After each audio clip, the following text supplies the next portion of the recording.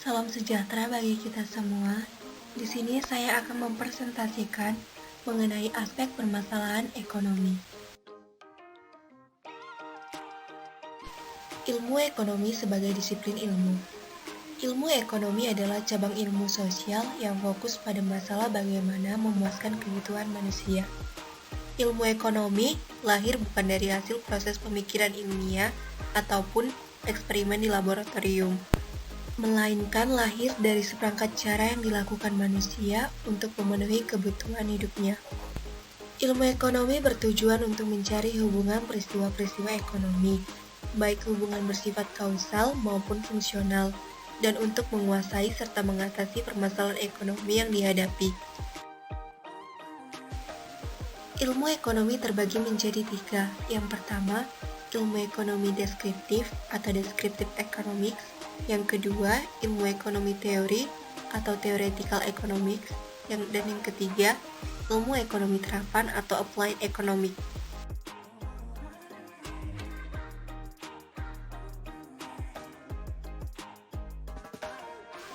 Yang pertama adalah ilmu ekonomi deskriptif.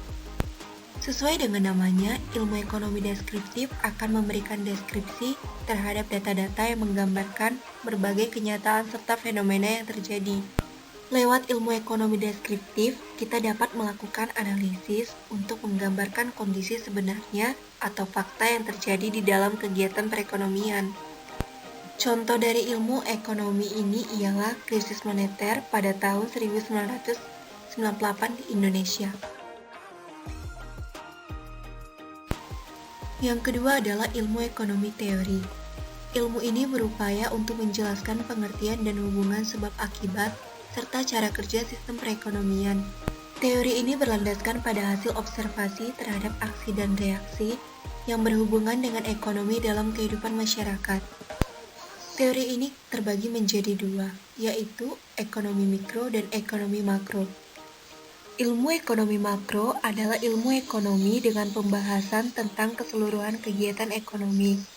Analisis ilmu ekonomi makro bersifat global dan berfokus pada perekonomian secara keseluruhan. Misalnya pengangguran, inflasi, suku bunga, dan pertumbuhan stagnan. Sedangkan ilmu ekonomi mikro adalah ilmu yang mempelajari kegiatan perekonomian dalam ruang lingkup yang kecil atau khusus.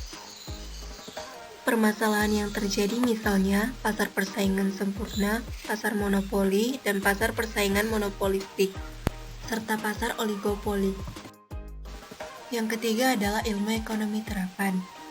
Ilmu ekonomi terapan adalah pemanfaatan ilmu ekonomi secara praktis oleh individu dalam mengambil kebijakan, pedoman, atau standar dengan tujuan untuk mengatasi masalah ekonomi tertentu. Contoh ilmu ekonomi terapan adalah ekonomi yang berlangsung di perusahaan, ekonomi moneter, ekonomi perbankan, dan lain-lain. Kerangka makroekonomi.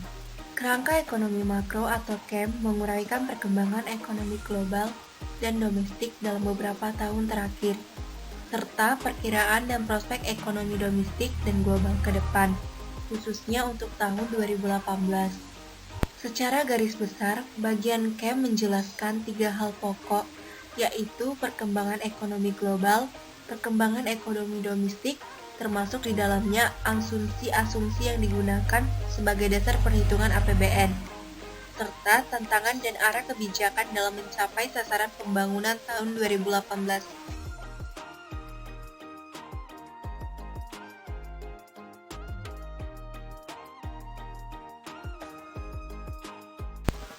Problema dasar makroekonomi.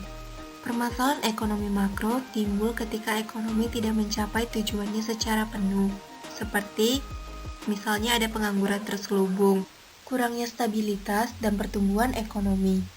Sebagai akibatnya ada efek yang mengikuti, yaitu seperti 1. Inflasi dan defisit APBN. Kenaikan harga barang yang merupakan dampak dari terjadinya inflasi akan mempengaruhi perekonomian dan daya beli masyarakat. Tingginya laju inflasi mengakibatkan Bank Indonesia melakukan pengetatan di bidang moneter. Namun pengetatan moneter ini tidak dapat dilakukan secara drastis karena akan mengancam kelangsungan proses penyihatan perbankan dan program restrukturasi perusahaan. Yang kedua adalah lambannya pertumbuhan ekonomi. Jumlah lulusan sekolah maupun sarjana meningkat setiap tahunnya, tidak diimbangi dengan lapangan pekerjaan yang ada. Para fresh graduate hanya terpaku mencari pekerjaan kantoran yang bisa memberikan kenyamanan, baik secara finansial maupun status sosial, dibandingkan menjadi pengusaha.